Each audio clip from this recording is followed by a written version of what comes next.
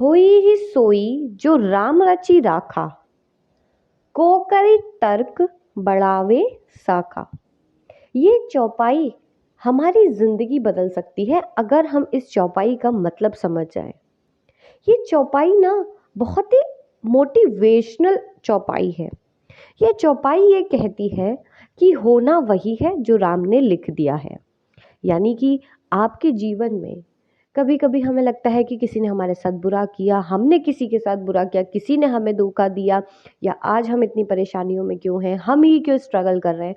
तो ये सब हमारी ज़िंदगी में राम ने लिखा हुआ है। तो होना वही है। हमारे कुछ करने ना करने से कुछ नहीं होता।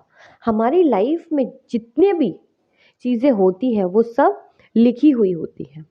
अब आप देखिए कि रामायण में दशरथ जी को संतान नहीं हो रही थी। अब जब संतान हो गई तो उसके मोह में उन्हें मरना पड़ा। तो वो क्या था? वो उनका लिखा हुआ था कि उनको मरना है अपने बेटे की याद में।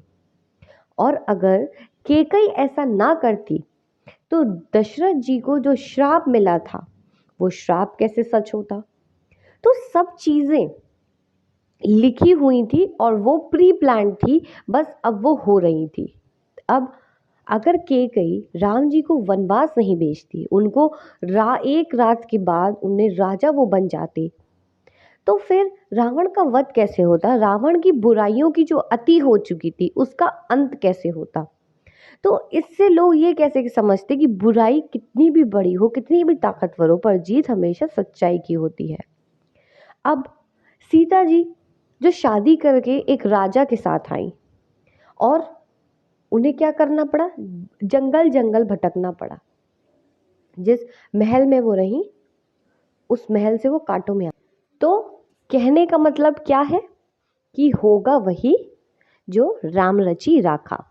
हमारे सोचने से, अपने भविष्य की चिंता करने से कोई फायदा नहीं है, क्योंकि कल क्या होगा हमें नहीं मालूम।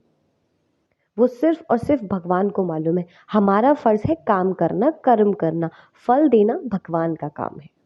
क्योंकि मिलता हमें वही है जो हमारे भाग्य में होता है। क्योंकि मेहनत तो सब करते हैं पर सब तो राजा नहीं बन पाते। वो सब राम का लिखा हुआ होता है।